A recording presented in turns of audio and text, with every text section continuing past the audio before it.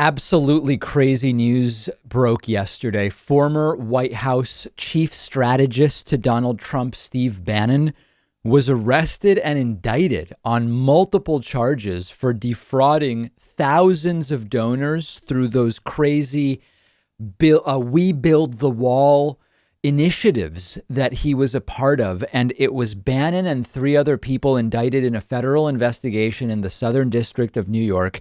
What prosecutors say went down is that Bannon and three others defrauded donors by raising more than 25 million bucks to build a wall along the southern border of the United States, and that a bunch of the money was used for personal gain. There are so many stories here. Remember when this was happening? When there was this idea that, hey, if Trump can't get the money from the libs or the Dems, then we'll just raise the money privately. Turns out that Steve Bannon was involved in one of those schemes. At the time, I said, who's stupid enough to donate to this, to think that this is a project that individuals can actually do? And if they did donate to it, is it so stupid that they deserve what's coming to them, which is to lose their money? But clearly this is a scam, and we were right. But the scam is one that Steve Bannon is involved in to the tune of $25 million. The other people indicted include that guy, Brian Kolfage, who's the guy we reported on when this money was actually being raised. And of course, now the distancing with Steve Bannon by some will start. Trump, I'm sure, will say this is very unfair. These were people looking to do something that the Dems didn't want to do. They were doing a good thing, raising money for the wall. Of course, that's not what's at issue. What's at issue is that was allegedly a money laundering wire fraud scheme. And there was this funny picture over the weekend of Steve Bannon being interviewed on Fox News and looking really haggard. And a lot of people were laughing about it and commenting on it.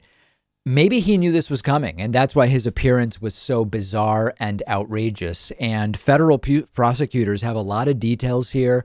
They say that when donors were donating to this project, they were assured 100% of the money we raise will go to build the wall.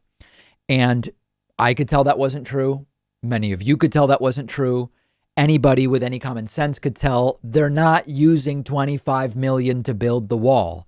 People started writing to Brian Kolfage, and it started to get weird. And then it turns out that these guys were profiting from this, and again, I sort of said, if you donate to this, you're so stupid, you deserve to lose your money.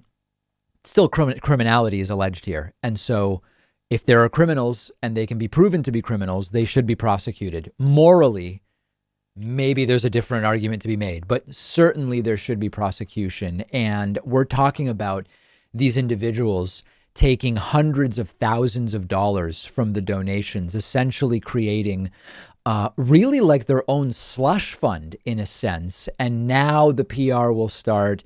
And now we are going to see this turned into yet another one of these political witch hunts, as many claim that the Trump investigations have been and the Trump impeachment have been. But don't be confused. If it smells like a duck and it walks like a duck and it sounds like a duck, it's often a duck or someone pretending to be a duck. And in this case, this was all of the above and more, to sort of go to the end of the analogies and metaphors. But if anybody is truly surprised by this, I would be shocked. But that's the latest. Steve Bannon indicted. Are we going to hear Bannon? I don't remember Bannon. Was he like an intern maybe for a brief period in 2015? No, this guy was on the National Security Council at one point, or at least he sat in the meetings. This is serious, and they're going to pretend it's not, but this is absolutely outrageous. Privacy.com is one of our sponsors, and they're giving you $5 just for using their free service at privacy.com/Pakman. Privacy is a service I've been using for a while now. I love it. It saves me a bunch of headaches. It's completely free, and it's very quick to set up. And here's how it works.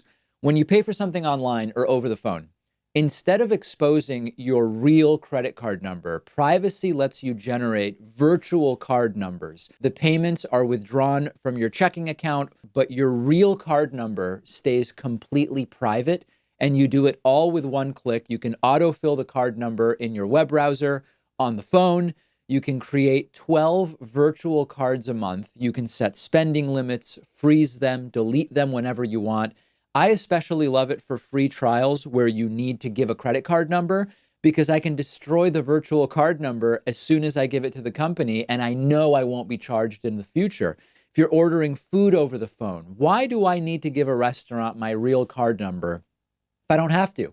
Companies don't have to know who you are. Your real credit card number is protected from the data breaches that happen, unfortunately, more often than we would like. And it's completely free. They do have a paid version with different tiers where you can create more virtual credit card numbers per month, cashback rewards, extra security features. But go ahead and sign up for the free service. It's a no-brainer. Companies can't charge you unexpectedly. You're protected from identity theft. It costs you nothing. And Privacy is giving you $5 to spend just for signing up when you go to privacy.com/Pakman.